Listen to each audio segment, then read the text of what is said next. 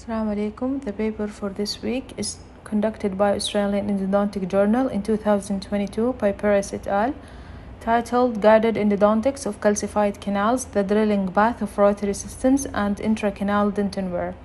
It's an in vitro study. The rationale behind this study is that the root canal treatment of teeth with pulp calcification is a challenge, and guided endodontics can improve the predictability of the treatment.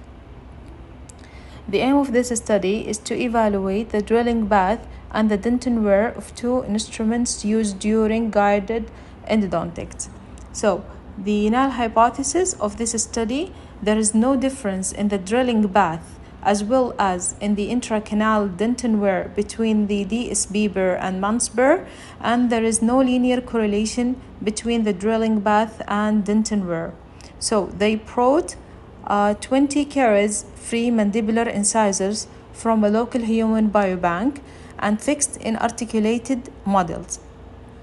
And then a preoperative CBCT scan was obtained in combination with the intraoral scanning for virtual access cavity planning and printing the guides.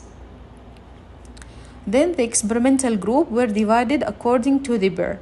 Group 1, they used size 1 Mans discovery burr with 0.8 mm in diameter, 34 mm in length, and 16 mm of active part.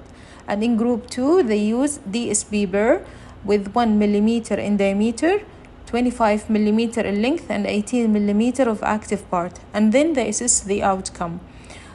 First outcome, the angular and linear deviation was measured for the analysis of the drilling bath, and the second outcome was the analysis of dentin wear, which was performed by comparison the volume of the tooth structure before and after the coronal axis, and the measurements were performed from the cement to enamel junction.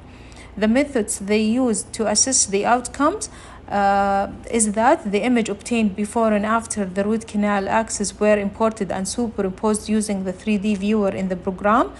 And the second method for the second outcome is that the volume of the dentin wear was calculated by the difference between the initial and final volume of the structure. And then the data were analyzed, and the results shows that there was no difference in the drilling bath of the two rotary systems. That means they accepted the null hypothesis, and the second null hypothesis was rejected because there was a significant difference in the volume of the tooth structure removed, and the Mans burr had higher dentin wear than the DSB burr. And they found that there is a positive linear correlation found between the drilling bath and the dentin wear, so they rejected the null hypothesis. Thank you.